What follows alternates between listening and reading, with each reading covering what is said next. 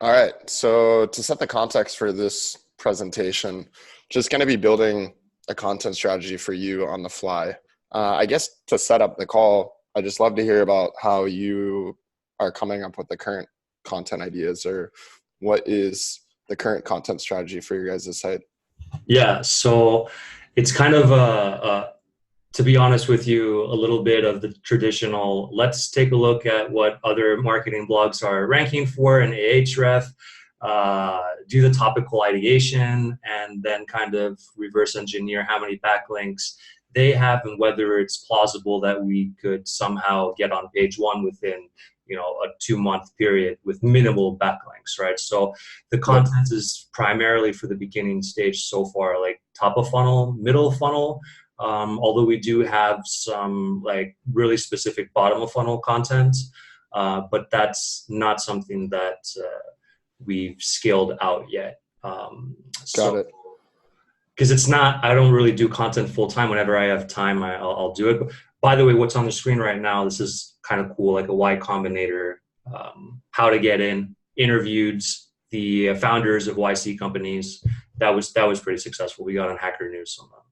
Nice. Yeah. And then are you able to see conversions coming from these blog posts right now? Uh, not really. Not that many. We actually, to be fair, we do from a couple of blog posts, funnily enough, which are top of funnel because they just get a lot of traffic. Uh, Which ones are those? Do you know off the Specifically, top of your head? yeah, the startup pitch competitions and the Okay. startup accelerators post. Interesting. So that's just like we outline like the top 55 accelerators, in the world, right? It's really deep content, and it gets around, I think, 100 visits a day unique per blog post from those two. So those two blog posts alone account for like 70% of the organic traffic to the blog. Got it. Cool. So the strategy that we're going to be using, pain point SEO, is just going to kind of flip this model. Mm-hmm. And so instead of just going after broader ideas in marketing, we're going to try to narrow into what people are actually using GrowthMentor for, and then mapping content ideas to tie into that kind of stuff. So what you showed me here on GrowthMentor platform is these are the real reasons people are coming to use the platform. And so we can kind of use this to back into some content ideas that would be good for you guys to prioritize. Off the top of your head, beyond just this stuff, do you know, are there really common use cases that you see over and over again? Yeah. So What? one really common one is I am starting my startup, or I have started it and it has early traction. How can I create a go-to market strategy as a bootstrapped founder, right? Who doesn't have resources to hire a digital agency, or especially hire someone full time. So they come to Growth Mentor to, I guess, bounce ideas off with other high-level growth marketers on how to successfully pull this off without spending a shitload of money. Okay. And is there a challenge on the go-to-market strategy? Is it what, how to find a marketing channel to grow? Is that the initial challenge, or what do you think the initial It's challenge the is there? inverse. It's how can I choose out of all of ththese ideas that I have on how to grow? How can I choose which ones to actually prioritize on? And a lot of them also have pain points on, like, all right, well, I have 2, 3 different pricing strategies that I'm thinking about rolling out. Well, I have one right now, it's working, but I've got these other two in the backlog that I'm thinking of testing out. How do I go about doing that while at the same time kind of staying true to my existing clients? So it's like a lot of early stage. All right, I've got a little bit of traction. What are we going to do from here on? I don't have a lot of resources.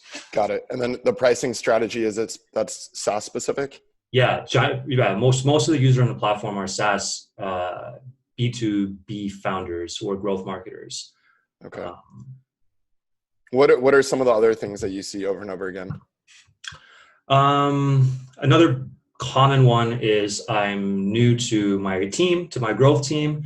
I just joined a SaaS startup, and how can I make my impact felt? So this is, if you think jobs to be done framework, this is kind of a social one. And I'm really surprised how common this one is. Okay. So like they're the first marketer on their team, or they might even join a larger growth team. They could join. Yeah. Like we get people that say, hey, I'm the first marketer and I'm super overwhelmed. Like, what am I going to do to impress my boss? Because I don't want to lose this new position. And then other people who are a little bit more savvy and experienced are like, hey, I got this new leadership position. How am I going to manage this growth team?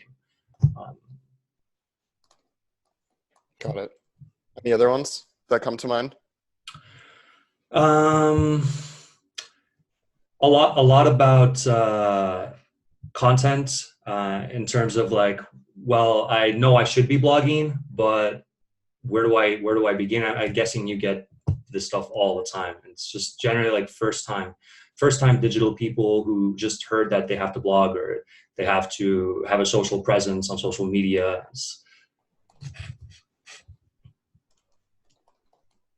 Okay. Any others besides going through here? User retention, quite a few similar to the second one. This one? I think that one, is that about analytics? No, this is just more about engineering. Sorry, about like how to manage a growth team in a growing company. This one's kind of interesting actually. So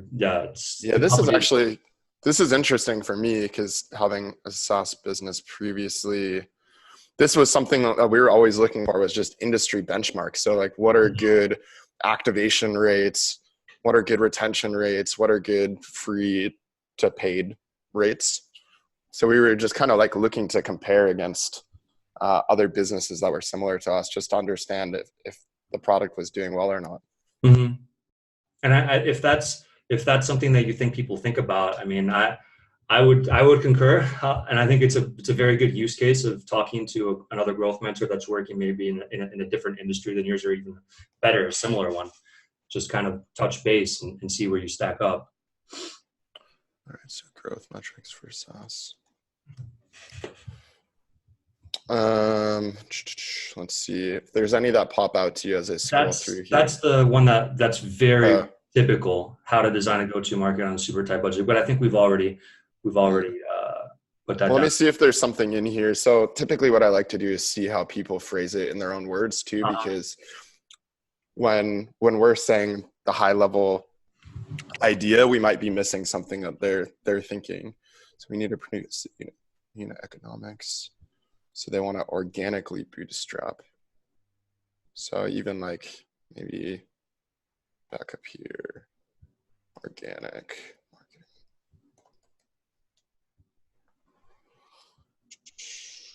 Okay. Help improving my product marketing. Ooh, this seems like one that a lot of people would have a challenge with. Yeah, that's about communicating the value proposition, product messaging. Big time. Yeah, that's a very common one. And honestly, it's one that people don't really, some people don't recognize that that's actually their number one product, and they think it's like acquisition channels, but it's really that. Yep. So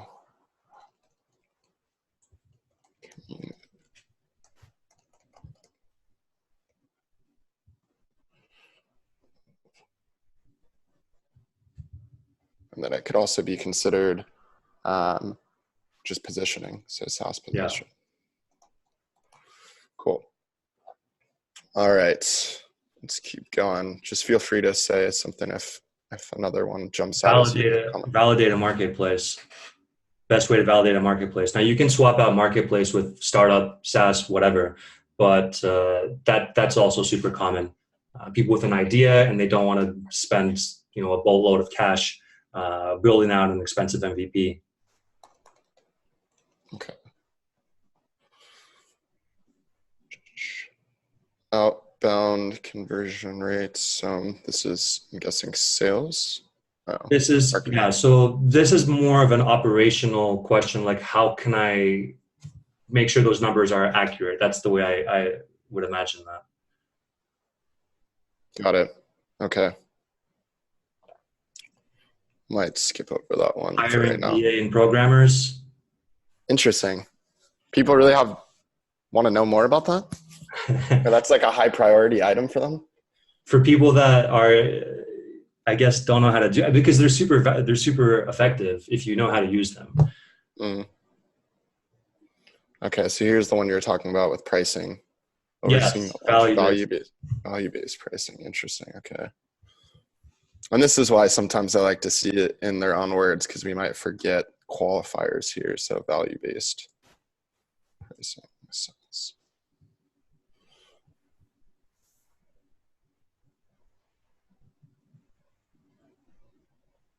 I'm skipping over some just because they seem pretty specific instead of Yeah. more general problems. Next, if you click next, it'll go to the next one. Okay. Marketplace growth, founder, the destination, bookshelf scenario, high growth phase. How we can spend our customer acquisition. So customer acquisition.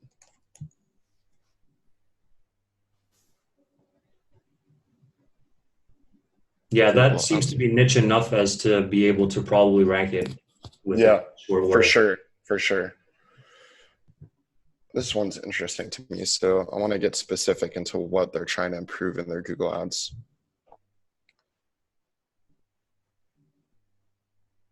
Where the CTR has decreased significantly. So almost like a Google Ads account.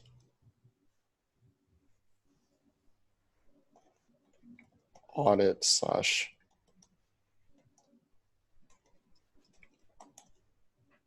increase CTR. Quality score seems to be the bottom line for him, though, because I think that's the definitive player into what their CPC is. It's like the coefficient, right? Yep.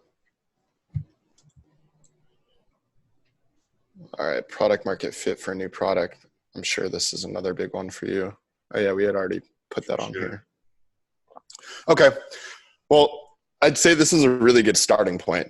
So obviously you would want to do this for a lot of the different inquiries, but I kind of just grouped it based on topic here. And then what we want to do now is go into Google. And then I also use this tool called ClearScope because it ties in with the message or with the method that we do to do keyword research, which is it kind of scrapes queries instead of just head keywords. Mm-hmm. And so you can get a better predictor of just the volume for this kind of stuff. Really, the strategy using Google suggested search is just to start typing in some of these ideas or questions and just see what auto completes, just because then there's some volume around this. People are searching for this and it's a common query. Mm-hmm. And so, yeah, we'll just start with this. So go to market strategy.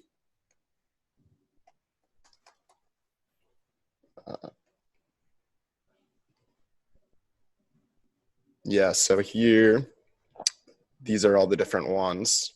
So go to market strategy for SaaS. And then there's an example, a framework. So these might be topics that I would go after. So go to strategy, SaaS would be the keyword. And then you could either create one blog post that is just this, and then inside of it, you have examples, a framework for doing this. That way you could end up ranking for a few different variations of this. Mm-hmm. You have go-to-market strategy for startups. And then what I like to do in ClearScope is then look at the volume, go-to-market strategy. And so this should do the same thing where so then here it gives you the volume. So 30, so not super high volume, but again, super high intent for what someone's trying to accomplish inside the platform. Mm-hmm. And so even the strategy that I would use here would be to write a post basically on go-to-market strategy for SaaS, or have one of your mentors write a post on go-to-market strategy for SaaS. If there's a template they could include, specific examples for a SaaS product would be Mm-hmm. helpful. And then even the CTA on the page after I created a blog post on this would be a call to action for a mentor who can help specifically with go-to-market strategy for SaaS. So then the intent ties in. So think about someone reading a post on go-to-market strategy for SaaS, and it gives a very detailed example about how they came up with the strategy for this. And then at the bottom it says, hey, if you want help with creating your go-to-market strategy, this mentor has helped all these different companies sign up here. Yeah. No, and if it's that mentor giving the advice and they find that helpful, it's like kind of a no-brainer. Yep. Um, So that might be one. Prioritizing marketing ideas. Let's see if there's any volume around that. in terms of the URL Mm-hmm. slug, uh, Yep. how much importance do you put on that? For example, go-to-market strategy, SaaS, where versus having that SaaS modifier at the end versus just having it kind of like a little bit broader, go-to-market strategy. I would just put SaaS just because we want that intent. Mm-hmm. And so you could create another article on just go-to-market strategy for startups if you wanted to be more broad, since you guys help marketplaces, SaaS products, or you could create different posts that go after the different keywords. So let's say we wanted to do go-to-market strategy marketplace. Because I was thinking that might be something like a pillar page, because this really is like for real, probably one of the most common sort of requests, like go-to-market strategies. Yeah, so what I would actually do here in terms of prioritizing these, I would probably do 2 separate posts or maybe 3 separate posts. Could be go-to-market strategy for marketplace, go-to-market strategy for SaaS, go-to-market strategy for a service business. I would start with the in-depth, like long tail. And so you create these blog posts that go after this qualifier, the marketplace or SaaS. And then you could create a go-to-market strategy for startups and and then basically link out to these different resources. And so you'd have mm-hmm. that as the pillar page, but I would create these ones first. And then, the URL would actually be go-to-market strategy, marketplace, SaaS, and then you'd have everything roll up into a Yeah. pillar page. After those long tail pages already All right. start ranking up a little bit to show Google that, hey, something's happening over here. Probably this could be a resource for the broad term as well. Yeah, because people like to go after the volume, but again, the more specific, the better. So Yeah. if a majority of the people on your platform are people who run SaaS companies, I would rather own that keyword than go to market strategy. Why? Mm-hmm. Because you know the exact intent that someone is looking for. They have a SaaS product. You know that your best users are SaaS people who run SaaS products. And so I'd rather own the term with the high intent. Mm-hmm. Yeah, no, it makes total sense. So prioritizing marketing ideas. So interesting. So this why I like to use Google suggested search, because I just put prioritizing marketing, and these are the 2 long tail keywords that come up. So we could say prioritizing marketing activities. Just wanted to see what the intent is on what people have created previously. So again, prioritizing marketing tasks. Mm-hmm. You see, that's actually a blog post that we've written about, and I think we did prioritizing ideas, and it's not. I didn't really see it there on the first page, but that was a roundup post where we sent out a type form to a variety of different mentors, and they each filled in. We kind of made a compilation, like Yes. what So the. even and so with this, even though this shows 0 volume for it, Mm-hmm. or it just doesn't come up, it's a suggested search, so people are actually searching for this. Yeah. So for this one, I'd probably switch this out to that, and I'll bold that one. Pricing strategy SaaS.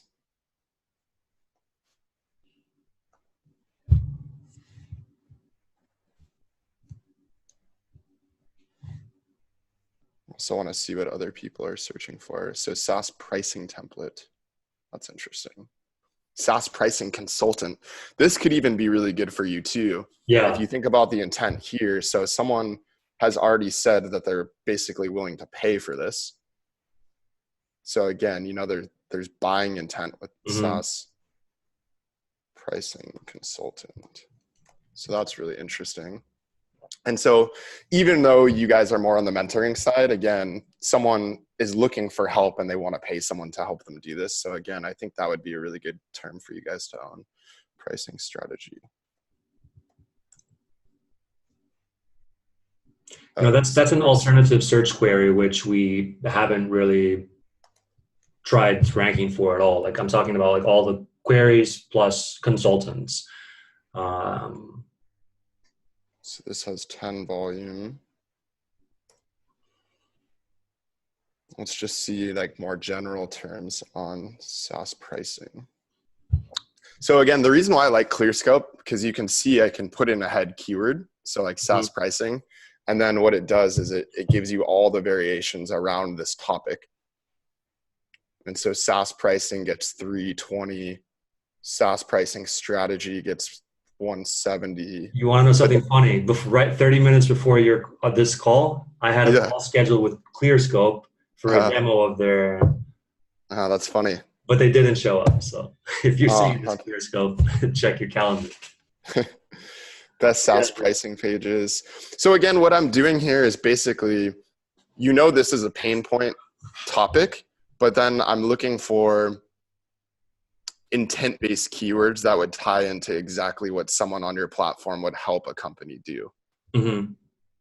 So even if the volume is less, I mean, if the intent is there, that's going to sort of compensate for that lack of. Yeah. So the difference is if you go after SaaS pricing, again, you don't know exactly what the intent is behind the searcher, but as you get into SaaS pricing strategy, again, someone's searching for a strategy. What do the mentors on your platform do? They help people with strategy around SaaS pricing. So this might be another one to go after. Should I increase my pricing?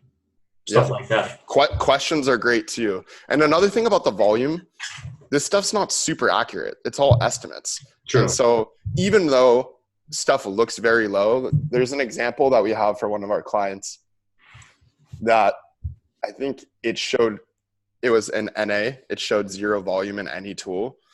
We created a blog post that went after this term. And I think last month it got 17 product conversions and it showed 0 volume. And if you look at even the traffic volume, I think it only gets something like 100 or 200 visitors a month, but it converts at such a high rate because it's exactly the use case that the product solves. And so that's why we shouldn't really be thinking about pure volume, because if one blog post topic converts at a way higher percentage, it's worth it to go after the really high intent topic than to just chase volume, because again, you don't know the exact intent behind some of these broader keywords like SaaS pricing. But then you have B2B SaaS pricing. Again, you said on my platform, a lot of these people are B2B. That might be a great keyword to own. SaaS pricing strategy, that might be another great keyword to own. Let's see if there's any others that pop out here. SaaS pricing examples might be a good one too. Again, intent is a lot less on this one than some of the other ones because it ties into exactly what your product solves.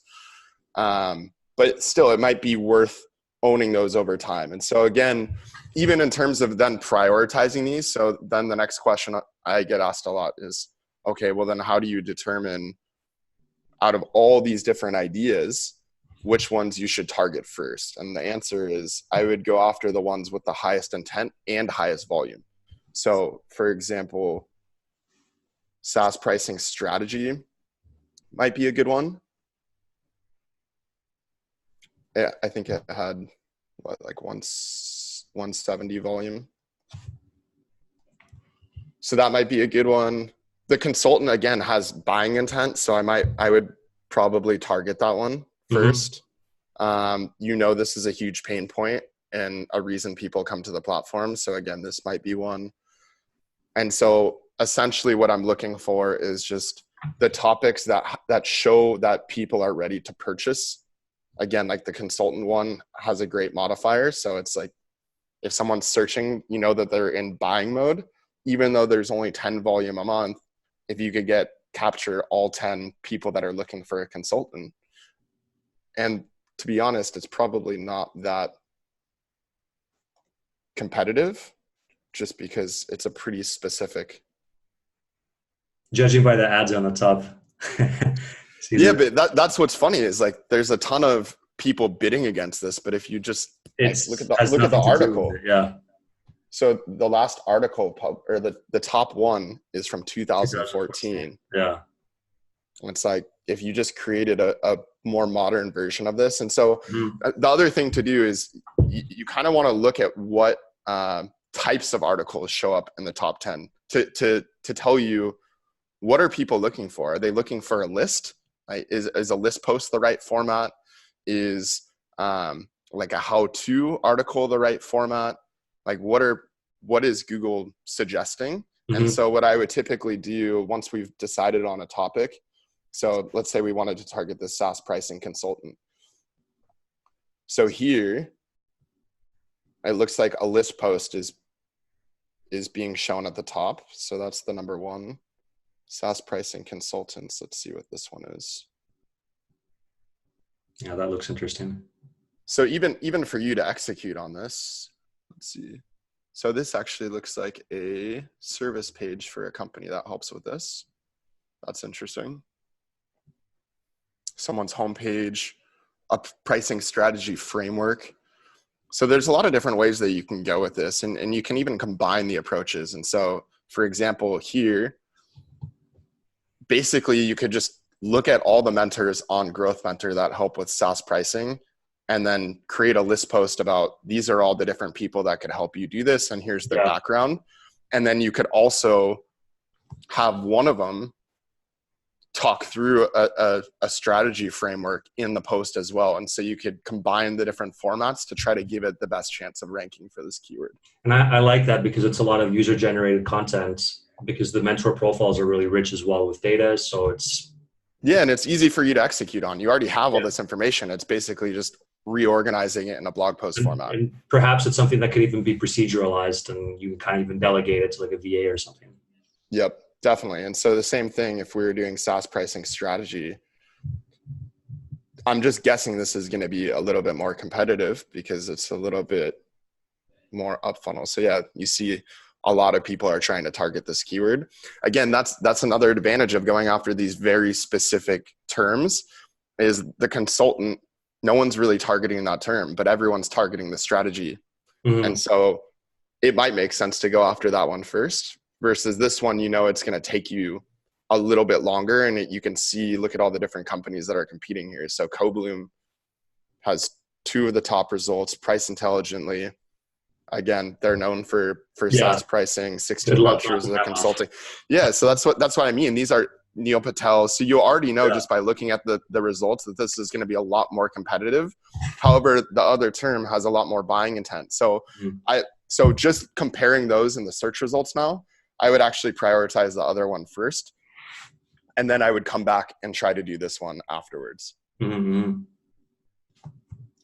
Yeah, especially after it starts to rank, you can check out on Google Search Console and see, you know, what terms actually have any impressions. And what's your take on creating like a minimum viable post, just to kind of see if it's getting any traction, and then building upon that later if you see that it's getting good reception?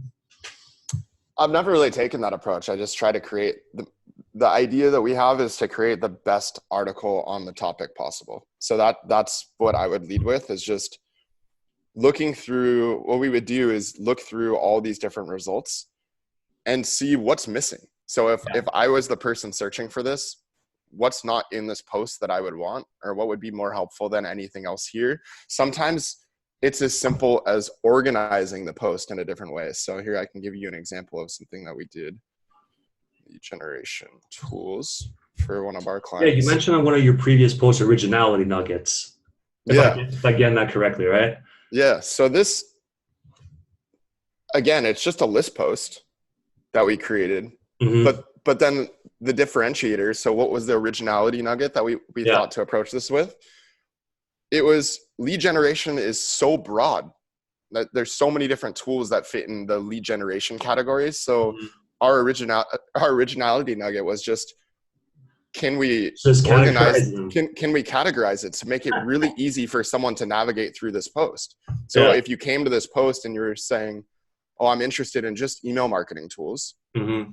you can just go simply to that section. And that was the original thing I'm within the guessing list now it post. ranks for email marketing lead generation tools, or all It the ranks for a bunch of different long tail things. uh, But again, it wasn't even that intent that we had behind this. It was just, how can we make this post better for someone? So a mm-hmm. lot of the other posts in lead generation tools, it's just, they don't say it. It's just like a bunch of random tools and they're not categorized. So Yeah. maybe these tools don't even solve the problem for the searcher.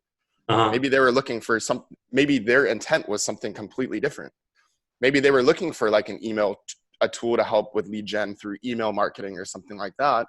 This post doesn't even solve the searcher's intent. So again, it's just thinking of those, it's looking through all the results and thinking, how can I make this post better than any other one on this topic? And that's what we always have in the back of our mind. So sometimes it's combining different formats, maybe doing part list.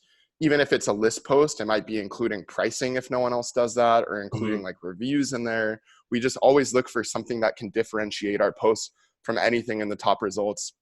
And I think that's one of the things that gives the post a competitive advantage in the search results. So even our SEO strategy, we're able to get a lot of these posts to rank right out of the gate. And that's not even with a site with a massive domain authority. It's just really trying to be more helpful than anyone else.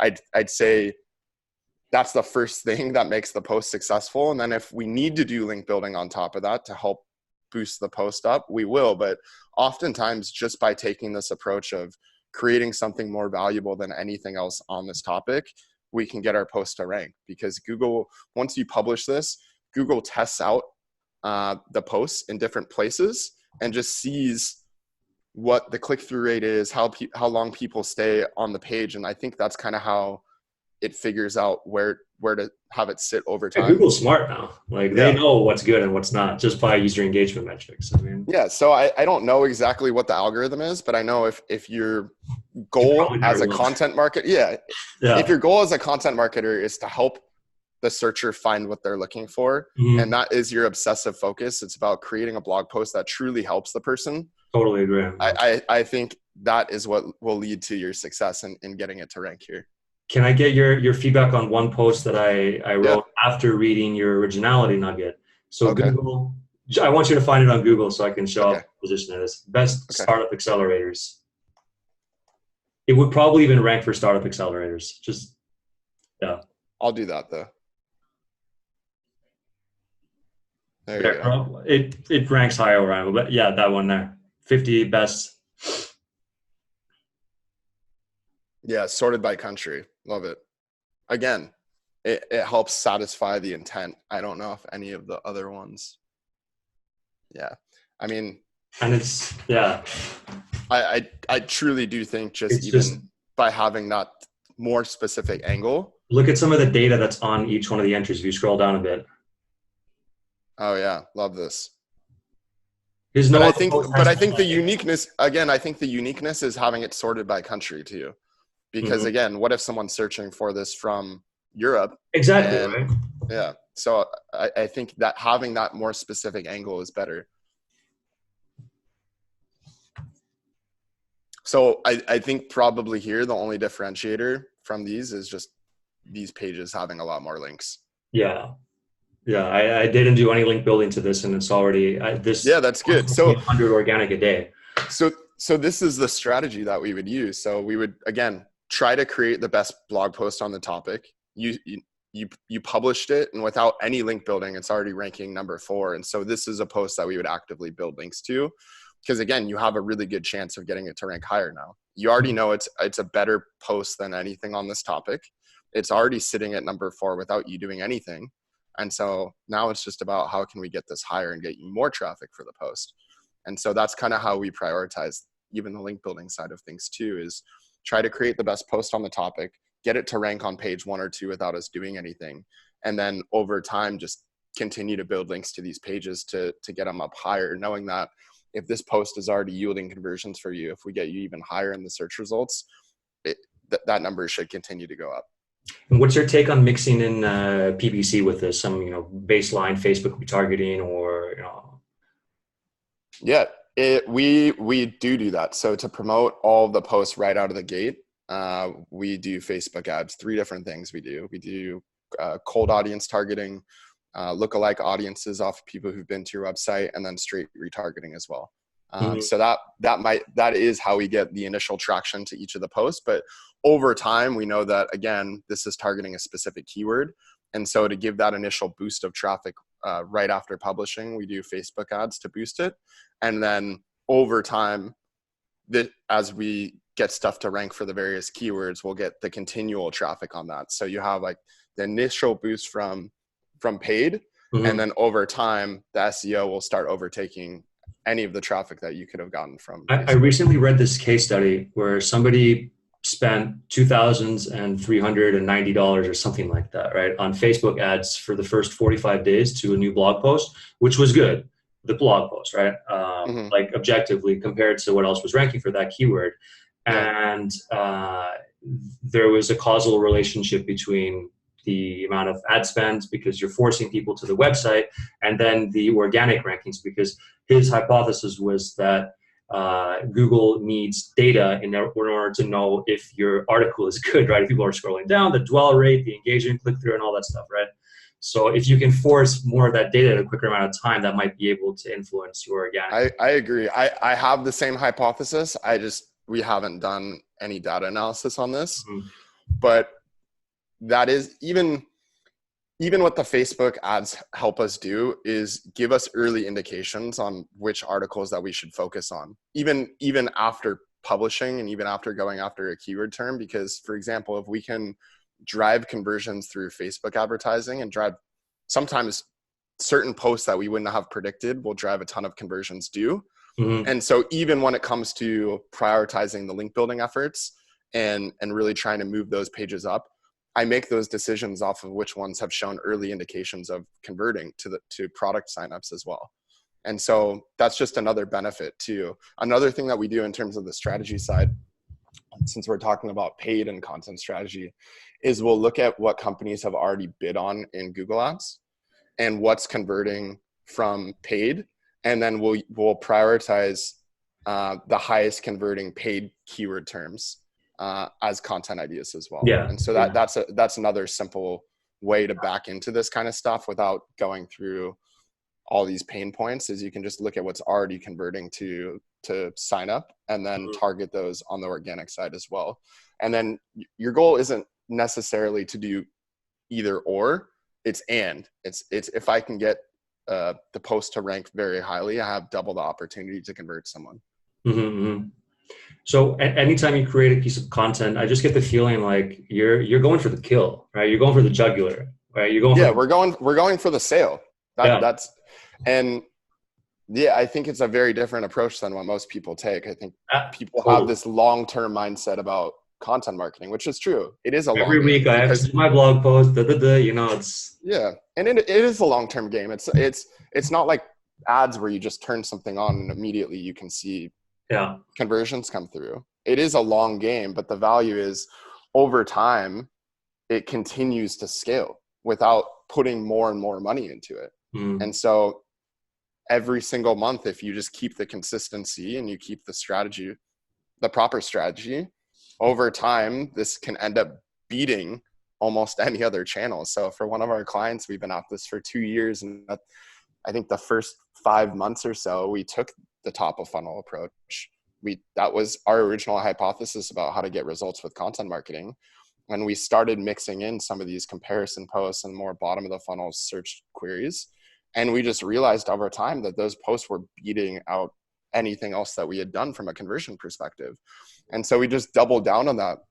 And over a year or two, now we're crossing, I think, we're getting close to 200 signups a month that come from our content marketing efforts. In comparison, their homepage overall, I think it's something like 700 or 800 a month, Yeah. maybe even less than that. So in the beginning, I think we were like an eighth of their total lead volume. And now I think we're over a quarter of their Mhm. entire lead volume. And they have like full sales teams and paid and other marketing channels. So again, it takes time in terms to get the results and get things to rank. But if you take the approach of going after the really high buying intent keywords and exhausting all of those first, knowing that those tend to lead to more product signups, and then you move up funnel from there. So then you go after the volume over time because you Mhm. want to expand the brand awareness. But if you own every single buying intent keyword around your product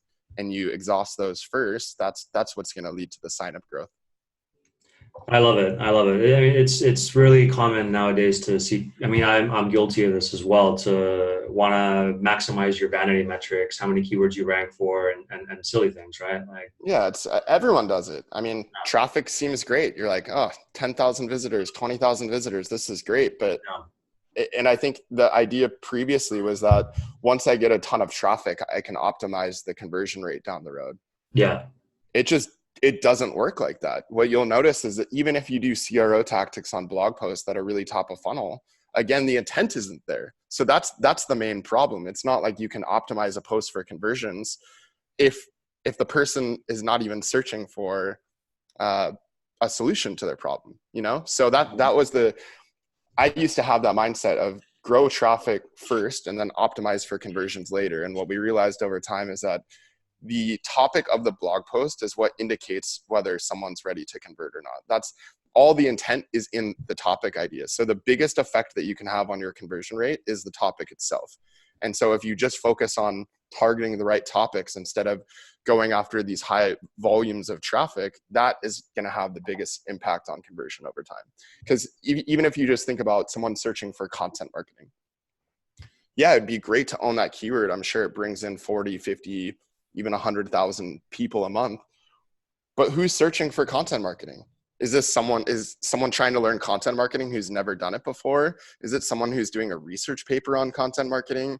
Is it some executive inside a company who has been told about content marketing who knows nothing about it? you don't know. No one knows. You don't know exactly. But if you were to rank for content marketing agency, again, you know exactly what someone is looking for. And so that's the difference. It's just a very different mindset, and it came from trial and error. We took the Mhm. opposite approach when we started our agency and went after volume and did a lot of top of funnel stuff. And over time, and working with different SaaS companies, different service companies, we just realized this strategy works across all of these different types of businesses, and no one's really doing it. So it's Yeah. easier to compete. Everyone's competing for that high volume, which is super competitive, takes way longer, and the results aren't as good. And so we just realized that this is the approach that we think most companies should use. Awesome, man. I mean, it really means a lot more when I can see, because I've been following your blog for a long time. I can see that you guys were really on your A game when it came to creating top of funnel content in the earlier years. Because I remember some of the success stories about how much actual like volume of traffic you were driving in. But then like it seems through that process, right? You kind of had a little bit of a maturity when you look back and say, okay, what are you even doing this for, right? It's like, Yeah, I think it was the difference of our agency's focus. I think a lot of content marketers, even inside companies, don't measure all the way through conversions just because they don't know how. Or they say, well, that's a whole other look, topic, the attribution of it. it is. And we have posts on that too that explain how to do this. But I think the idea was, oh, you can't measure every conversion. So it's not like, how are you going to measure someone reading a blog post and telling their friend about the product and then signing up? So content marketers, I think, always said, like, you can't really measure the total effects of conversions from So let's content, just get which, volume. yeah, so which is true. You can't measure everything, but you can Yeah. get really good indicators as to what's working if you just measure through conversion. It's not like you won't see anything. It's Mhm. just that the conversion metrics that you're seeing are a lower limit of the actual numbers. Yeah. And so by measuring all the way through conversion, we just started to see, well, the entire strategy was flawed about going after this volume. And so we just started doubling down on things that drove conversions, because as an agency, we were held accountable to the conversion metrics. We didn't want to be just another company chasing volume. We were like, how can we really show the ROI to these companies that what we're doing is working? And the answer was aligned to the same goals that a company would have. If someone wants to hire us for content marketing, we don't want to just tell them, you know what, we have 100,000 visitors for traffic, because some of these companies were getting that much traffic and just very little of it was converting. And so they were prioritizing other channels over content, but it was just a function of them focusing on the wrong metrics. Yeah. Yeah, no, that sounds like a very reasonable approach to content marketing. I mean, there's no other point than to get ROI, right? So, in terms of like measuring, I know we don't have time to delve into in too much detail, but yeah, I'll just show you. Yeah, like our own site, there's a post that will go into this. So there's two things that we do. We do setting up goals in GA. So that's an article on our site. And then there's this post on, let's see. Yeah, I've read this post. I totally agree with it, but just wanted to kind of make sure that it's visible on this video for anyone watching, because it really is important. Like, it's not enough to just do what we said in terms of the content strategy, bottom of funnel, and be a little bit more mindful of the intent, but you have to measure it as well. Yeah. So this post has the other post that I was talking about how to set up goals. And then this shows you how to use Google's out-of-the-box solution for multi-channel attribution. And so it explains our entire process for measuring everything. And so, yeah, if someone wants to learn how to better attribute leads to content, I would just walk through this. Check it out. Yep. Awesome. Well, Benji, man, I think we'll wrap up this video on this note. And dude, thank you so much for this. It's been super insightful. Yeah, awesome. Hopefully this format was good for you guys. Awesome. Thanks, man.